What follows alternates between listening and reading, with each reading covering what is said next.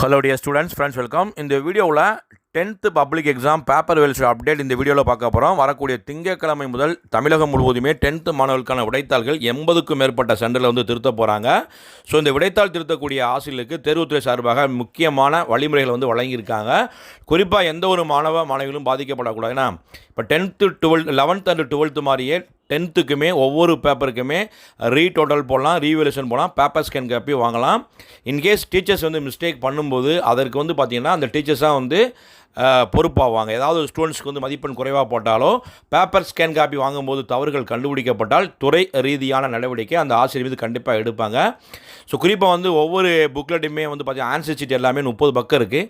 மாணவர்கள் வந்து 10 பக்கம் 12 பக்கம் 8 பக்கம் எழுதும்போது டீச்சர்ஸ் வந்து பேப்பரை வேல்யூ பண்ணும்போது அனைத்து பக்கங்களுமே செக் பண்ணி கடைசி பக்கம் வரைக்குமே செக் பண்ணி அதாவது ரெட் மார்க்கில் வந்து போடணும். அதே மாதிரி ஒவ்வொரு வினாவுக்குமே வந்து பார்த்திங்கன்னா பேஜ் வைஸ் டோட்டலும் போடணும், கொஸ்டின் டோட்டலும் கரெக்டாக போடணும். ஏதாவது மிஸ்டேக்ஸ் இல்லாமல் சரியாக பேப்பரை திருத்துங்க அப்படின்னு அறிவுரைகள் வழங்கியிருக்காங்க. ஸோ இந்த ஆண்டு வந்து பார்த்திங்கன்னா 10th மாணவர்களுக்கான விடைத்தாள் திருத்தக்கூடிய பணி வரக்கூடிய திங்கட்கிழமை ஆரம்பிக்குது. பேப்பர் வேல்யூஷன் சூப்பராக இருக்கும். காரணம் என்னென்னா 10த்துக்கு அனைத்து பாடங்களுமே Tamil, English, maths, science, social அனைத்து பாடங்களுக்குமே வினாத்தாள் வந்து மிக மிக எளிமை. சென்டம் எடுக்கக்கூடிய மாணவர்கள் எண்ணிக்கை வந்து பார்த்திங்கன்னா சயின்ஸ் அண்ட் சோசியலில் அதிகரிக்க வாய்ப்புகள் இருக்குது. மேக்ஸில் வந்து மிக மிக குறைய வாய்ப்புகள் இருக்குது. 10th மாணவர்கள் இந்த வீடியோ பார்க்கக்கூடிய ஸ்டூடெண்ட்ஸ் உங்களுடைய எதிர்பார்க்கக்கூடிய மதிப்பெண்களை கமெண்டில் வந்து பதிவு செய்யுங்க. இந்த வீடியோ பிடிச்ச லைக் பண்ணுங்கள், மறக்காமல் இந்த வீடியோ உங்கள் ஃப்ரெண்ட்ஸுக்கும் ஷேர் பண்ணுங்கள். தமிழகத்தில் ஏற்கனவே 11 மற்றும் 12ஆம் வகுப்பு பொதுத் தேர்வு எழுதிய மாணவர்களுக்கான விடைத்தாள்களை மதிப்பீடும் செய்யும் பணி தமிழகம் முழுவதும் விறுவிறுப்பாக நடைபெற்று வருகிறது. 10ஆம் வகுப்பு மாணவர்களுக்கு கடந்த 15ஆம் தேதி தான் பொதுத் தேர்வுகள் முடிவடைந்தன.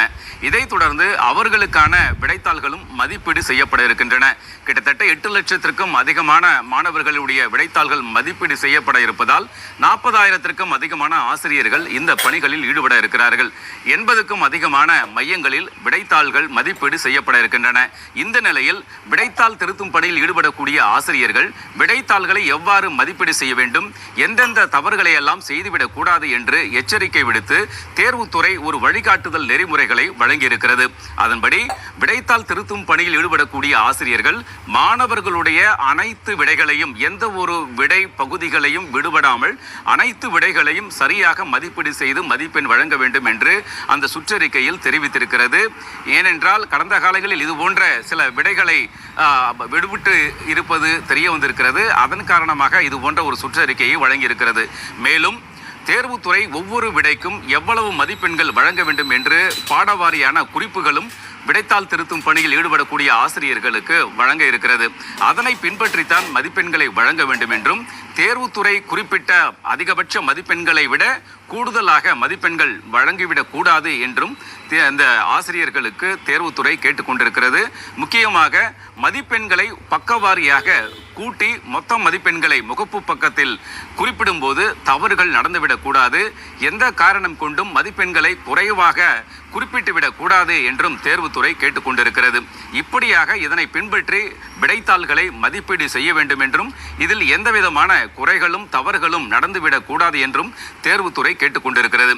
இதற்கு காரணம் கடந்த காலங்களில் அதாவது தேர்வு முடிவு வெளியிட்டதற்கு பிறகு விடைத்தாள் நகல்களை பெற்று பார்க்கக்கூடிய மாணவர்கள் தங்களுக்கு குறிப்பிட்ட சில விடைகளுக்கு மதிப்பீடு செய்யவில்லை, மதிப்பெண் வழங்கவில்லை என்றும் அதே போன்று மதிப்பெண்களை கூட்டி வழங்குவதில் குறைத்து வழங்கப்பட்டிருக்கிறது, தவறு நடந்திருக்கிறது என்றும் ஒவ்வொரு ஆண்டும் பல ஆயிரக்கணக்கான மாணவர்கள் தேர்வுத்துறைக்கு மேல்முறையீடு செய்கின்றனர். இதுபோன்று மேல்முறையீடு செய்யக்கூடிய மாணவர்கள் எண்ணிக்கையை குறைக்க வேண்டும் என்றால் மதிப்பீடுகள் இந்த விடைத்தாள் மதிப்பீடுகள் சரியான முறையில் நடைபெற வேண்டும். அந்த நோக்கத்தில் தான் தற்போது இது போன்ற ஒரு சுற்றறிக்கையை தேர்வுத்துறை விடைத்தாள் திருத்தும் பணியில் ஈடுபடும் ஆசிரியர்களுக்காக வழங்கியிருக்கிறது என்பது குறிப்பிடத்தக்கது.